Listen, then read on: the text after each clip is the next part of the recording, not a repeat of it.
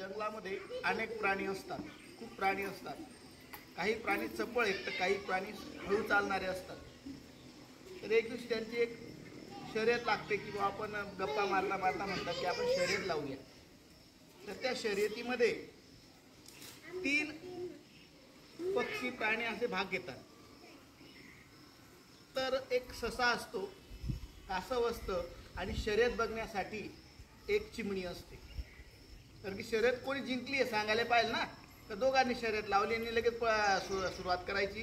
तसं नाही की शर्यतीत कोण जिंकलं हे सांगणारा सुद्धा एक लागतो. म्हणून ते 3 जण होते आणि त्यांनी एक रेषा आखली आणि त्या रेषेवरनं ससा आणि कासव हे दोघं उभे राहिले आणि चिमणीने सांगितलं 1 2 3 स्टार्ट. तसे ते पळायला लागले आणि पळता पळता त्यांचं अंतिम रेषा ठरलेली होती की त्या रेषेपर्यंत जाऊन तळ्याच्या काठी जाऊन थांबायचं आहे. शर्यत सुरू झाली. ससा अतिशय चपळ होता, पळणारा होता. तो पळत पळत गेला आणि दमल्याबरोबर त्याला असं वाटलं की आपण थोडं या बांधावर जावं. आणि तो बांधावर गेला आणि त्या बांधावरून त्यांच्या शेतामध्ये डुंकून बघितलं तर त्याला गाजराचं शेत दिसलं आणि सशाचं आवडतं खाद्य गाजर आहे. म्हणून त्याने काय केलं की जाऊ द्या, मागे बघितलं परत की अजून फार लांब आहे, अजून दिसत पण नाही, तेवढ्यात आपण काय करू, गाजरं घेऊ आणि गाजरं खाऊया. तो शेतात गेला, त्याने गाजरं खाल्ली आणि गाजरं इतकी खाल्ली की हावरटासारखी खाल्ली, आवडतात म्हणून खूप खाल्ली त्याने. आणि त्याला असं वाटलं की आता गाजरं खाल्ली तर आपण पाणी पण प्यावं. त्याने पाणी पिलं आणि पाणी पिल्यानंतर त्याला थोडंसं असं वाटलं की थकला होता तो पळून पळून. आणि थकल्यानंतर माणसाला काय येते, झोप येते. म्हणून तो झाडाखाली गेला आणि तिथं बघत होता. तेवढ्यात त्याला काय यायला लागली, डुलकी यायला लागली, झोप यायला लागली. त्याने परत बघितलं की अजून फार लांब आहे, फार लांब आहे. म्हणून असं करून तो झोपला. आता थोडीशी झोप घेऊया. झोप घेऊन उठून लगेच काय करू, आपण शर्यतीपर्यंत जाऊया. मग तो झोपला.